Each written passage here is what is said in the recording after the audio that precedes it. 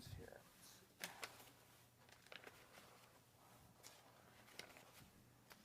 I guess the places that do have music now, technically they have to call it background music, incidental music. It can't be ticketed or advertised, but that's changed now. I think there was a lawsuit. So that's some of that.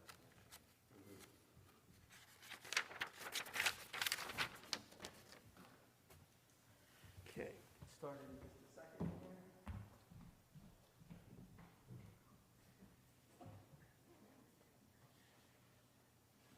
We should have done, instead of Muskrat Ramble, we could do like Buddy Bolden's Blues or Funky Butt or something. Really get down with the bass thing. We'll figure it out.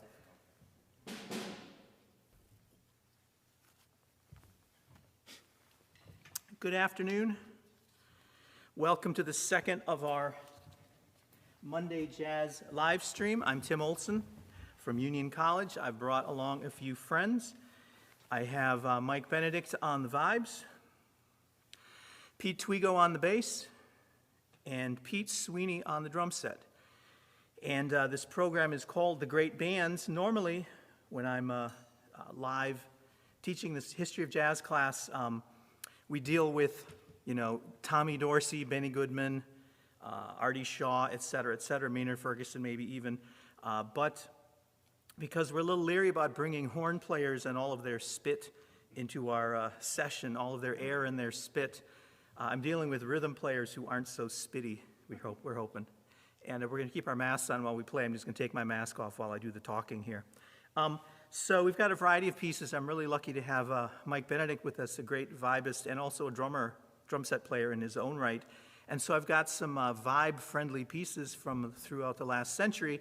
We're going to start out with a piece recorded by Louis Armstrong and one of his Hot 5, Hot 7 groups, Muskrat Ramble. It's in this ragtime early jazz form, march form of an A strain, a B strain, and a C strain. There's a famous trombone part that we're going to try and play without a trombone. But it's going to start out with some drums from Pete, and here we go.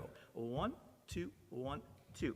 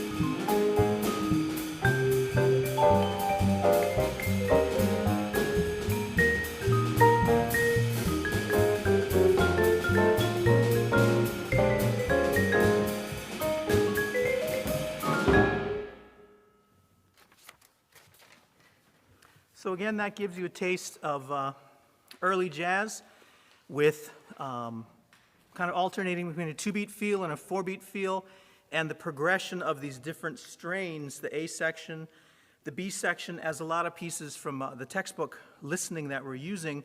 Once the players hit the C section, they're really, really happy, and they tend to kind of stay on that C section for a while, and it's pretty fun.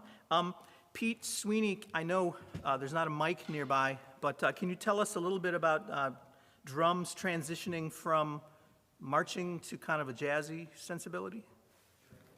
Yeah, sure. Let me give you this mic. Hello, yes.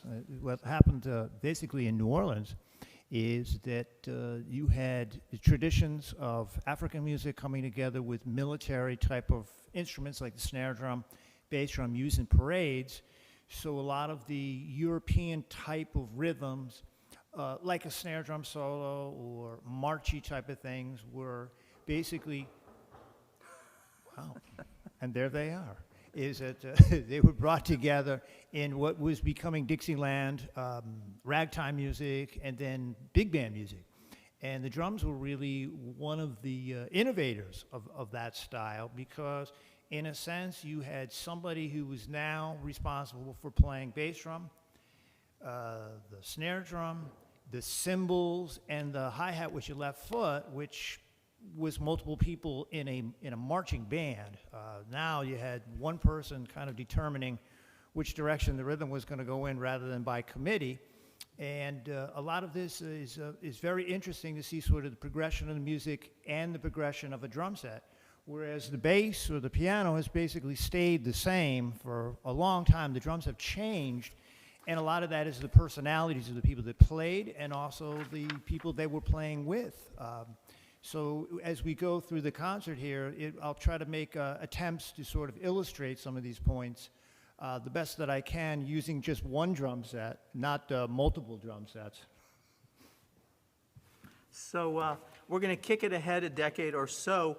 We talked about in class, and people, the general public who's not from the class but enjoys jazz, probably knows about Benny Goodman, who had a big band that was pretty famous. He also had a small group in which he added some African-American players who sort of couldn't be in the big band, but they were able to play in the combo as kind of a side thing, and so he had a little side quartet. Sometimes it was a trio, sometimes it was a quartet, and we had this exam question because Benny Goodman shows up on the test, and the question is, what rhythm section instrument typically don't we find in the Benny Goodman trio or quartet? And that instrument is the string bass. So we're lucky to have Pete Twigo, who's joining us on the bass today, and yes, he will be playing on this song because it's really hard to play without a bass player.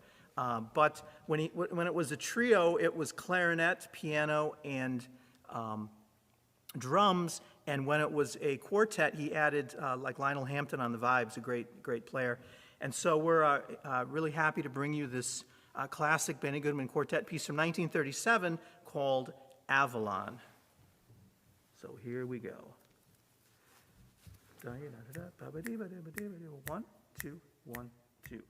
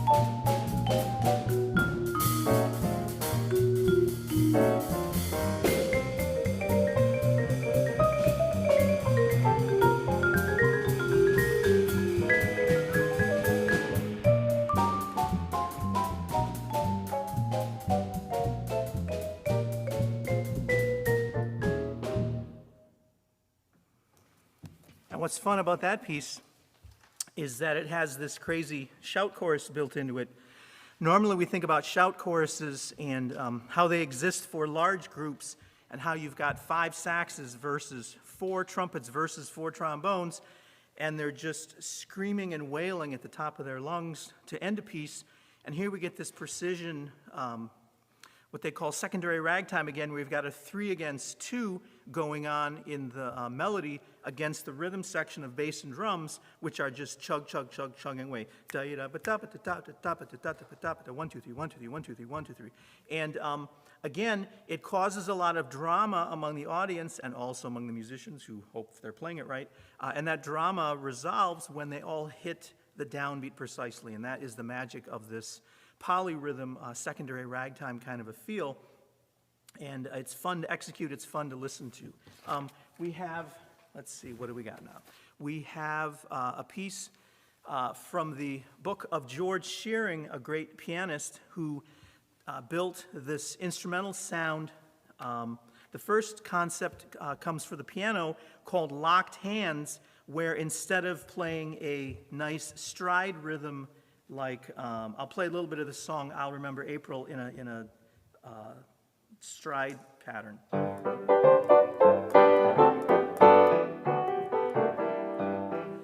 Where you have the left hand going oompa oompa and the right hand doing melodic content or solo content, you have this locked hands thing where imagine the little finger on one hand plus maybe the thumb or pointer of the other hand are an octave apart, playing that melody. And in the middle, you have a bunch of fingers filling out this rich, rich harmony.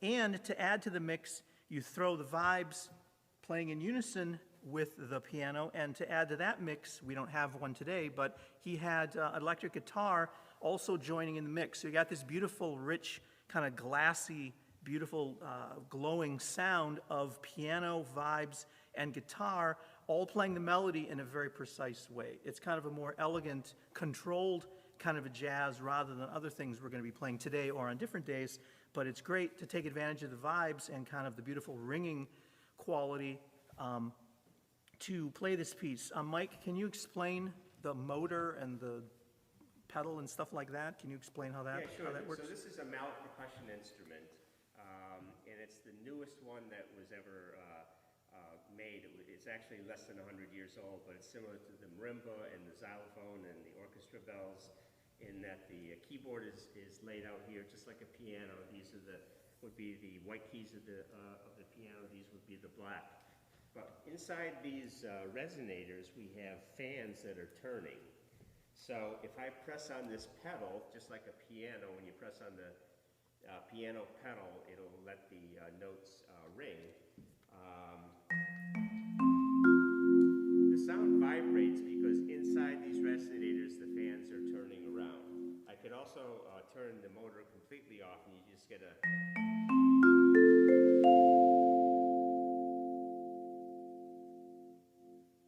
straight sound without the motor.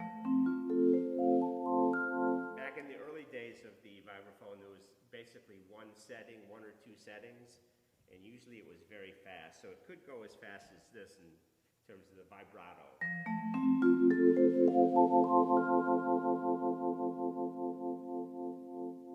So now all instruments today have all different speeds that they can use.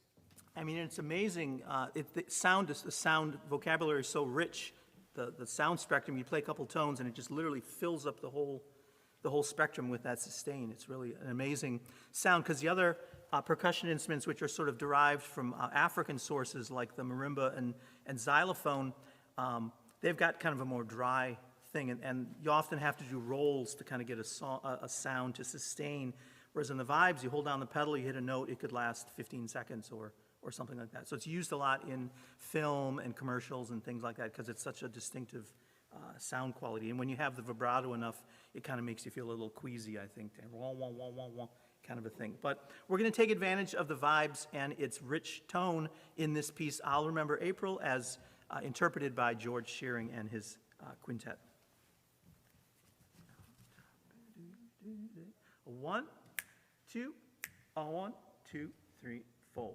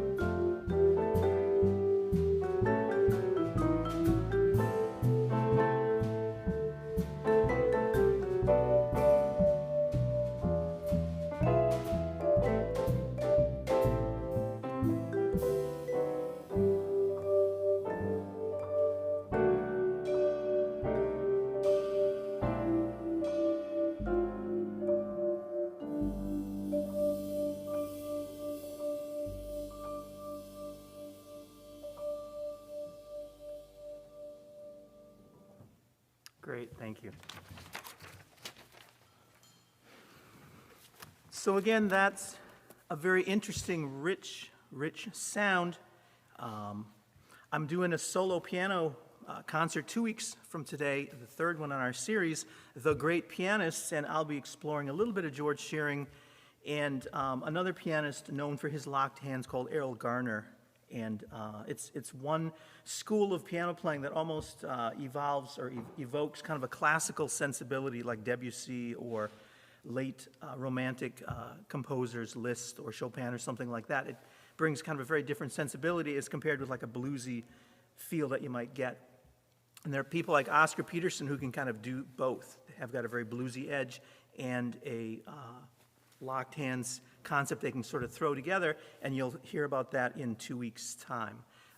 Right now, we're going to go into a vibist named Red Norvo, and one of his hits was a piece called Swedish Pastry, kind of a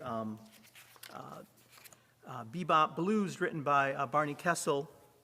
And all I can say about this is it features what you might call kind of an asymmetrical melody, which is something that bebop really featured, and players enjoyed the unpredictability of this material, and we're going to sort of bring some of that unpredictability to you, I think.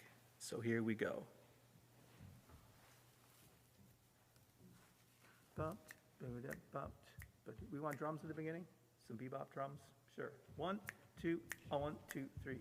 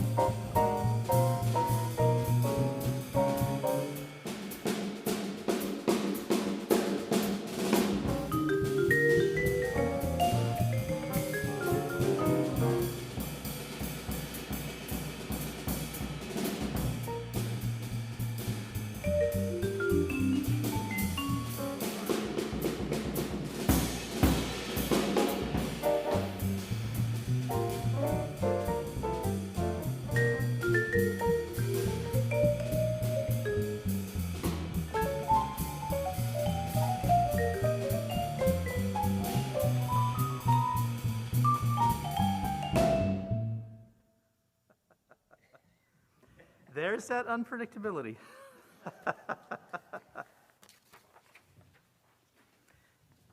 This is secretly a remote-only event, but how you doing? So we're going to take it into the 60s. A great sax player named Wayne Shorter wrote a whole pile of melodies for himself. He was one of the sax players who replaced John Coltrane in the Miles Davis quintet. A couple other guys worked with him, but Shorter really hit it off. And he had this sort of compositional brilliance and wrote pieces in forms that went in other places in the traditional 32-bar song forms. This piece we're going to look at, Footprints, it's a 12-bar blues, but it does a lot of different things that blues don't do or shouldn't do in terms of being, again, unpredictable, not a riff that you really want to sing or that makes its way all the way through the piece. It has an interesting bass ostinato. We had some, not necessarily arguments, we had discussions in rehearsal today about how to play this piece, and we decided not to rehearse it and just play it. We've probably each played it with our own groups in our own situations hundreds of times, and it is a waltz, and so that's all I can tell you. It's in C minor, it's a waltz, and Pete and Pete, our rhythm battery, are going to lay down a groove, and then we're going to put some footprints on top of that. So give us a tempo.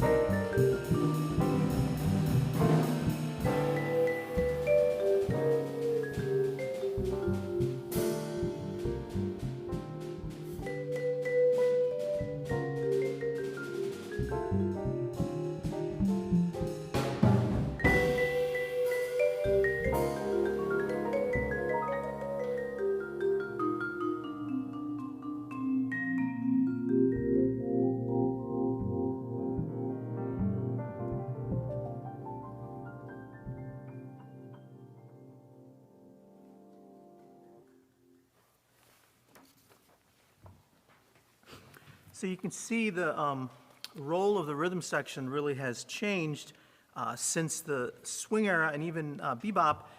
The one word that I really use, and we're going to be getting to bebop really quickly, like Wednesday in class, is abstraction, whereas the music of the swing era was an intersection of jazz and pop music.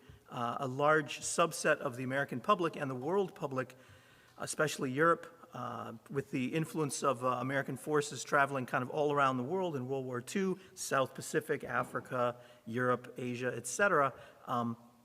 This music kind of went far and wide, swing music, but with bebop in the mid to late 40s, this sort of jam session music, it's music that's more for the pleasure of the musicians to let them blow off steam and take solos and really express themselves, as opposed to playing backgrounds to singers, which is kind of where jazz evolved in the mid to late 40s. And so the jazziest of the jazz players kind of veered off on their own course into bebop and music beyond bebop.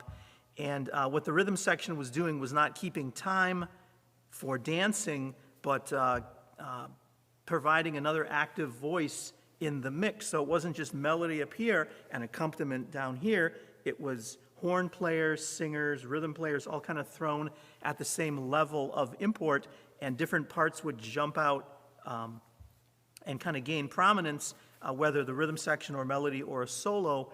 And so, again, especially bass and drums aren't just playing their standard steady accompaniment, but they're taking a more active role in filling up space and contributing to the dialogue of music instead of letting the singer or the horn player, whoever, hog all of the limelight. And with Footprints, that certainly is the case, where the drums are doing all kinds of interesting coloristic things with the snares and the tom-toms and whatnot, and all the cymbals too, keeping time in a very different way.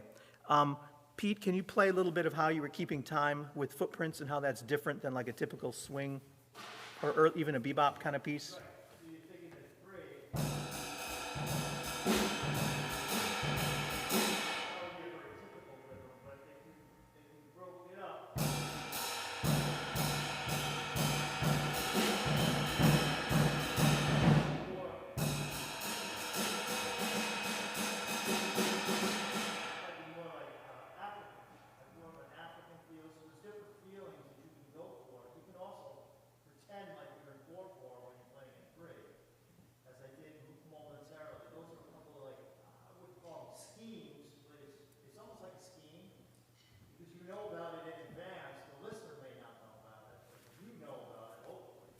Well, and the players know about it, so they know when instead of counting 1, 2, 3, 1, 2, 3, you're grouping them in 1.5 plus 1.5, or I don't kind of want to go here, but 3/4 plus 3/4 plus 3/4 plus 3/4, secretly being in kind of a faster 4/4.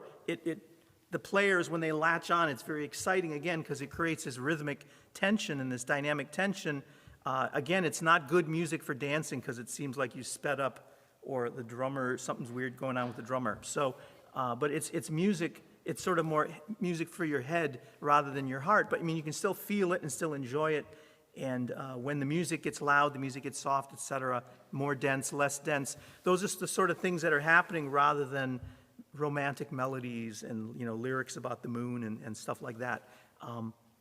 So that's kind of what Footprints and the music of Wayne Shorter, who is still active today in his 80s. Amazing that he's still around and making interesting music. We're going to turn a very interesting corner here and examine the music of a guy named Cal Jader, a vibraphonist who was active in a lot of Latin music. And he typically worked with trombones and a rhythm section that had all kinds of percussion and whatnot. So I'm actually going to play congas on this piece.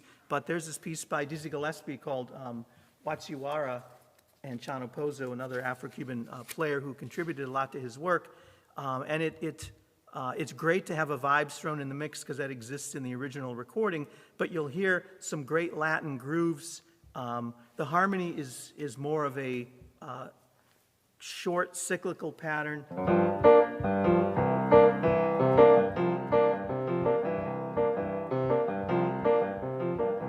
So it's kind of a more static harmony than the kind of Tin Pan Alley 32-bar song form, and this takes us again back to the Caribbean and even earlier back to Africa, where it's not so much about harmony, but it's about exciting rhythms and textures and really short cycles that repeat in interesting ways. So here comes Wachiwara, sometimes called Soul Sauce, written by Dizzy Gillespie, and the interpretation we're going to play is Cal Jader.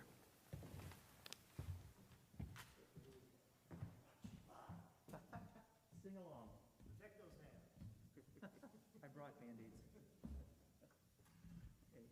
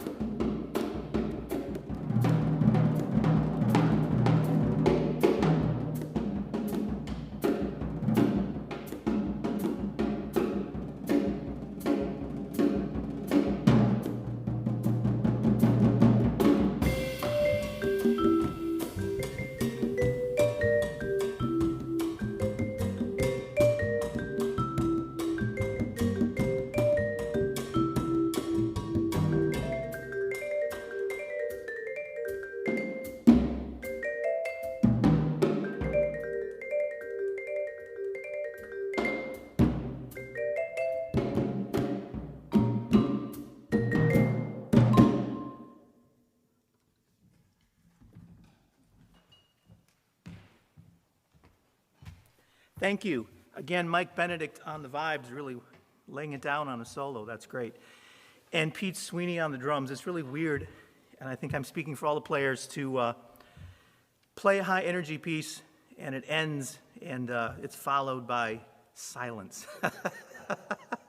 I'm used to a room full of senior citizens screaming. So that gives you a sense of Latin jazz. As jazz rolls into the 60s, again, some players go very experimental, and it almost becomes what I would call a kind of classical music, the way that classical music, avant-garde music, involved breaking down as many boundaries as possible into the control of sound over time, which is what music is. And some other players went in a more commercial way and in kind of a fusion-y way or poppy way, sometimes using the instruments of pop music like electric bass or electric organ, or playing drums in kind of a rock rhythm rather than a swing rhythm. I'm wondering if, Pete, if you could kind of give us a swing feel and give us a rock feel to kind of contrast the two.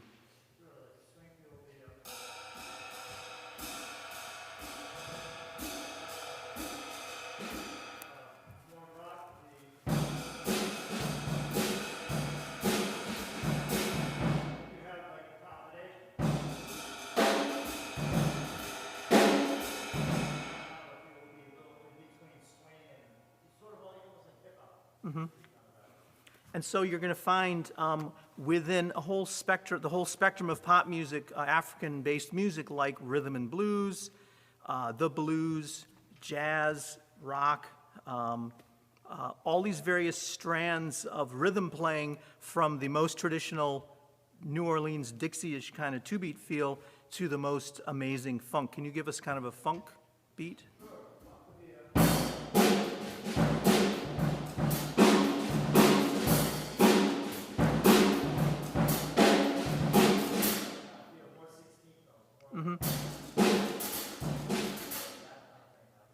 So you got more of an interesting composite rhythm of all of the various limbs of the drummer playing these independent parts. And if you were to throw on like a Stevie Wonder clavinet and a, electric bass, a really funky bass, that those composite rhythms and really kind of herky-jerky feel is kind of what funk is all about, a much more complex rhythm than your straight-ahead rock, top 40 rock kind of a pop piece.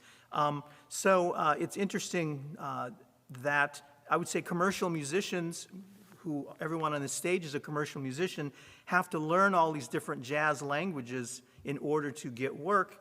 And of course, we're in kind of a crazy no work or very little work these days situation, but during sort of the golden age, 10 months ago,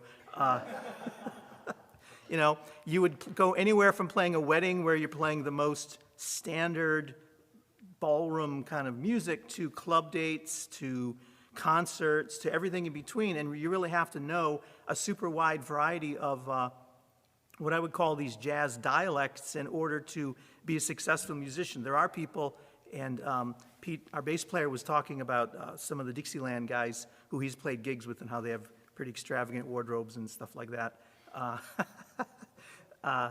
And how some people really like to play a particular repertoire because they really enjoy it and it really speaks to them, and they're not funk musicians, they're not bebop musicians, they're traditional jazz, but they do it in a really, they do it with a lot of style and with a lot of integrity. And so it's great to hear that music played with integrity, because people who are kind of faking it, whether it's funk or early jazz or bebop, hearing people fake it is just not fun for anybody. If you're in it, you really have to be in it and play it like you really mean it, okay?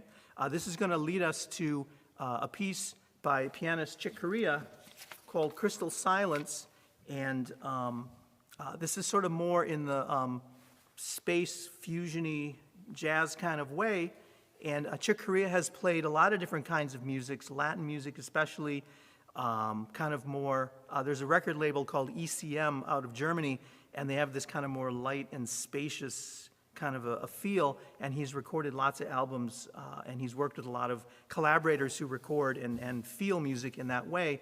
And he worked with a great vibraphonist named Gary Burton, and is Gary Burton, I think I read on this, that he has a four mallet that he was involved in. Is he the guy who's like really into four mallets? Can you explain that a little bit, Mike? I've been playing two mallets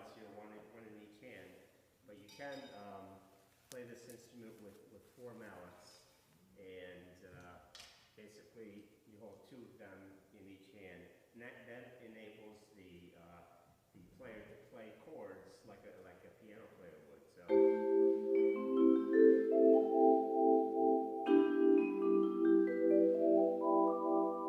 it gives the player a whole different a palette, you know, a whole different viewpoint of how to play the instrument.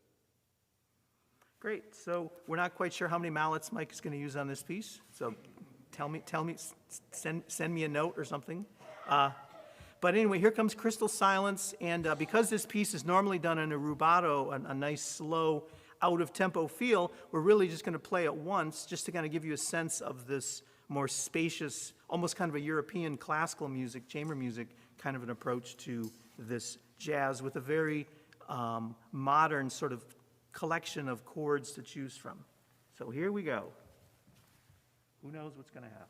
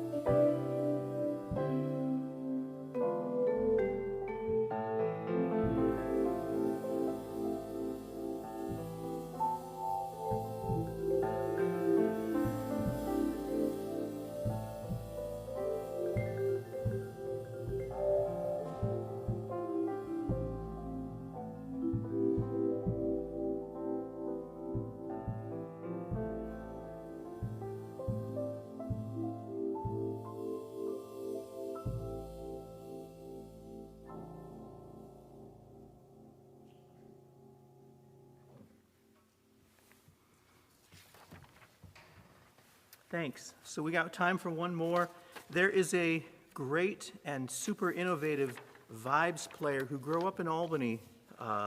He's in his 40s now, Stefan Harris, and has written some very great melodies and songs that, again, break the boundaries between jazz and pop, rock, funk. And this is a piece from a recent album of his, and I recommend you run out and buy it. This piece is called Chasen Kendall, named for his two kids. And he wanted to create this kind of easygoing 70s Motown vibe. And it's a really fun record. He features also marimba and bass clarinet on it. So it's got great timbres and great tones to it. And we couldn't, I don't think Mike could fit. Do you have a marimba? Didn't you just sell a marimba? You never owned it? I thought I saw. Played it back in the 70s in college, and that's about it. Anyway, Mike doesn't have a marimba, plus I didn't ask him to bring one. There wouldn't be room on the stage anyway. But Stefan's recording has great tones of all these mallets and also all these great winds, alto sax and bass clarinet, plus some electronic sounds too. So go check it out. This piece is called Chasen Kendall. This is our last number today. I want to thank you for coming out. And again, we have 2 more concerts in this series. 2 weeks from today, The Great Pianists, and that will be October 26th. And then I'll bring Pete and Pete back on Monday, November 9th for a program called Anything Goes. And literally, I have no idea what we're going to play. If you want to send me an email at olsent@union.edu and give me a request, I'll see what I can do for that last concert. But thank you all for showing up virtually. I know you're out there. Nathan says there are people out there. Thanks, Nathan, our sound guy. And we're going to play Chasen Kendall, and then we're going to see you on the other side. A 1, a 2, a 1, 2, 3.